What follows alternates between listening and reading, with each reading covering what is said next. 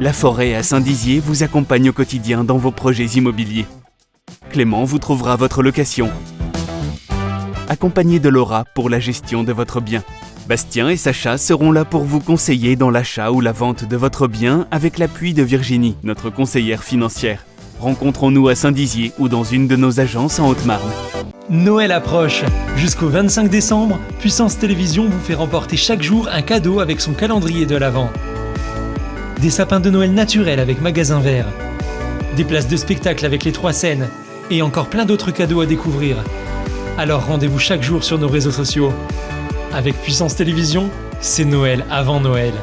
Jeu gratuit sans obligation d'achat, informations et inscriptions sur puissancetélévision.fr. Joyeuses fêtes sur Puissance Télévision.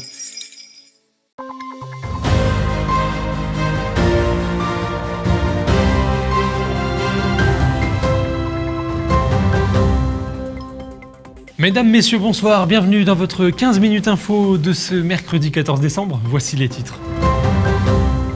Depuis le 8 novembre, l'Agence régionale de santé Grand Est organise avec le concours des préfectures des départements et l'assurance maladie des dialogues territoriaux pour contribuer à la refondation du système de santé. Une exposition de l'artiste plasticien Fabrice Rothenhauser se tient jusqu'au 31 décembre à la cathédrale Saint-Louis de Bar-le-Duc. Et voici pour les titres.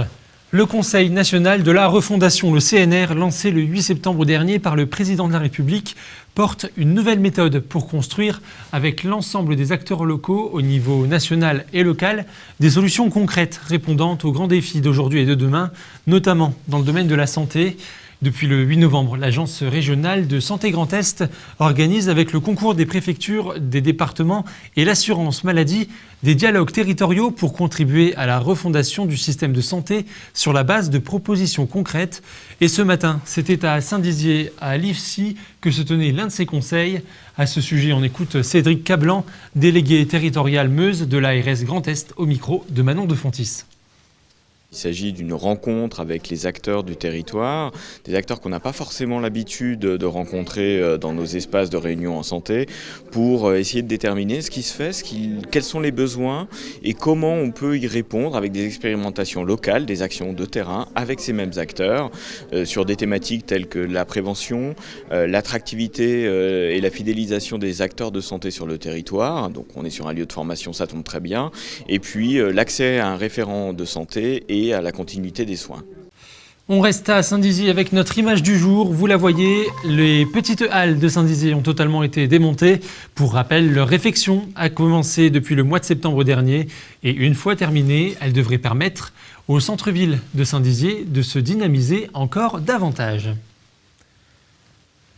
Dans l'actualité également de ce mercredi, cette exposition qui se déroule en ce moment et jusqu'au 31 décembre dans la cathédrale Saint-Louis à Bar-le-Duc, Ario Transi, c'est le nom d'exposition de l'artiste plasticien Fabrice Rothenhauser.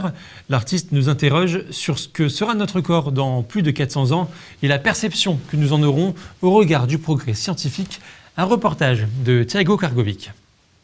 Entre les murs de la cathédrale Saint-Louis de Bar-le-Duc, le silence des œuvres de Fabrice Rothenhauser résonne. L'une d'entre elles interpelle plus que les autres. Elle est précisément ce qu'on appelle un transi. Si dans le langage artistique cela signifie une sculpture représentant la mort humaine de façon réaliste, pour l'artiste plasticien, c'est le cœur de son exposition et du processus de création qui en découle. L'exposition Ario Transi, elle a été créée pour mettre en scène la statue monumentale que j'ai créée, qui s'appelle le Transi 2490, qui est ma vision du transi. Mais je voulais aussi aller un petit peu plus loin que ça et présenter un peu la démarche de création, ce qui m'a amené à me poser les questions amenant à la création du Transi 2490. C'est en fait, c'est quoi le processus de création d'artiste, c'est quoi le questionnement autour du rapport au corps que je voulais proposer, voilà. Le rapport au corps étant la préoccupation majeure de l'artiste, ce dernier puise son inspiration dans les temps d'autrefois pour se questionner sur notre futur, une interrogation née aussi de sa rencontre avec la ville. Alors ma démarche à moi, finalement, quand je la regarde, j'ai toujours tourné autour des traces que les hommes ont laissées dans l'histoire.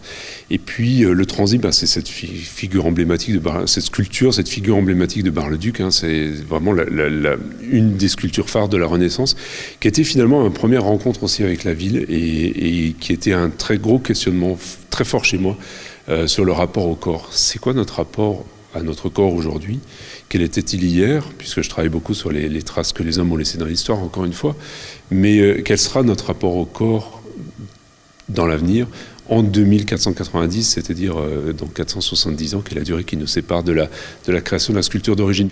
Une réflexion solide et abyssale, comme il aime le dire, qu'il retranscrit également dans d'autres œuvres, réalisées sur des supports différents et quelque peu originaux. L'idée, c'était de travailler aussi sur d'autres supports comme la radiographie. Je trouve ça très émouvant, les radiographies, parce que c'est un beau support, mais un support qui se perd aujourd'hui, qu'on n'utilise plus. C'est aussi des histoires qu'on mélange. Et je voulais justement proposer cette interrogation autour du corps radiographié, autour du corps déchiqueté, autour du corps chaos, mais aussi une interrogation autour de nos projections. Il y a une installation dans l'exposition qui fait référence à une pensée de Pascal, qu'il se perd dans ses merveilles, où finalement on se perd tous dans des merveilles qui nous appartiennent, qui sont les nôtres. Et je voulais aussi laisser le visiteur se projeter et se faire lui-même ses émotions finalement. Quelle que soit l'œuvre et l'émotion qu'elle procure, l'auteur précise qu'il s'agit bien de nous dont il est question dans cette exposition. Alors, êtes-vous vous aussi transi ?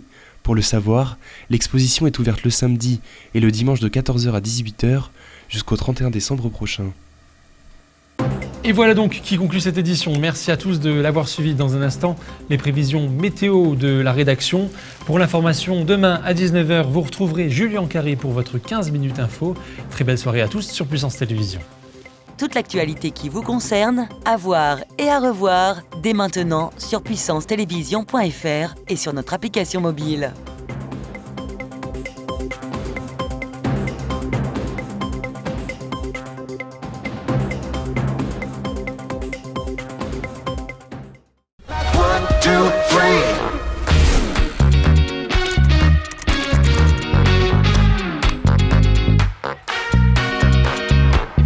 K-Suite, la solution collaborative éthique.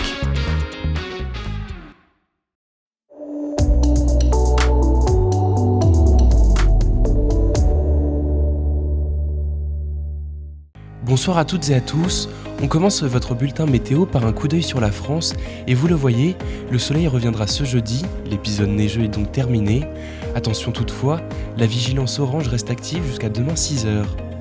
Cette vigilance justement qu'on retrouvera jusqu'à 6h, également sur nos départements. Et là aussi, le soleil devrait être présent, partout excepté à Langres, où une masse nuageuse importante sera présente. Côté température, on attend 3 degrés à Saint-Dizier au meilleur de la journée. Demain, jeudi 15 décembre, nous fêterons les Ninons et le soleil se lèvera à 8h37. Belle soirée sur Puissance Télévisions.